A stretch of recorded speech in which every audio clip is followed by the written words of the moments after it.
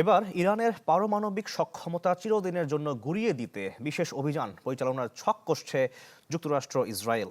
প্রয়োজনে ইরানের সমৃদ্ধ ইউরেনিয়াম জব্দে বিশেষ সামরিক অভিযানের পরিকল্পনা করছে ওয়াশিংটন তেল আবিব।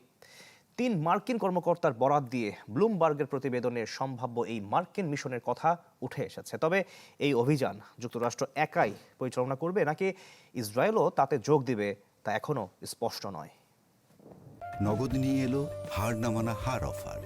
সর্বনিম্ন 10,000 টাকা রেমিটেন্স নগদে পাঠালে থাকছে স্বর্ণের হার জেতার সুযোগ। একের পর এক হামলায় ক্ষতবিক্ষত ইরান, পাল্টা আঘাত চালাতে হিমশিম খাচ্ছে দেশটির কর্তৃপক্ষ।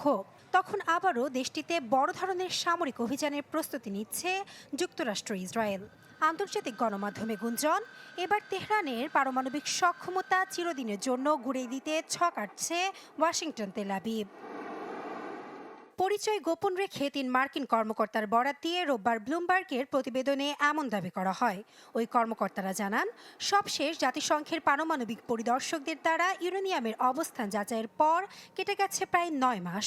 ফলে ইরান এরই মধ্যে এই সমৃদ্ধ ইউরেনিয়াম অন্যত্র সরিয়ে নিয়েছে এমন শঙ্কা রয়েছে।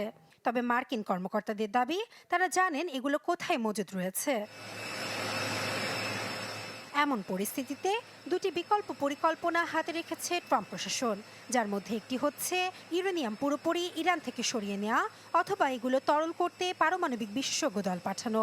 তবে এই ইউরেনিয়াম জব্দ করার অভিযানে সেনা পাঠানোর আগে ইরানি ভূখণ্ডে তাদের নিরাপত্তা নিশ্চিত করা জরুরি।